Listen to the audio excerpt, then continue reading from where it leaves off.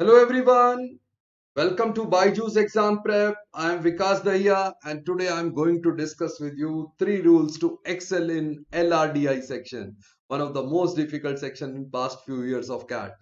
Okay, so rule number one. Okay, so rule number one is do all the standard LR type of questions. So whatever type you know that it is blood relation based question, elimination grid, matrix based, quantitative reasoning. So do all those questions. So you should know all the type of questions, right? And second thing is do as many puzzles as you can, right? That is the key, right? As many puzzles, as many standard puzzles as you know, that would be advantage to you. Okay, and the third thing is see all the questions from previous year questions. So in this section LRDI, what they are asking, you should get the feeling of that, right? You should know how they are asking the question, right? Okay, so these are the 3 things you must do. Okay, so see you in the next session. Thank you. Bye bye. Namaste. Jai Hind. Thank you.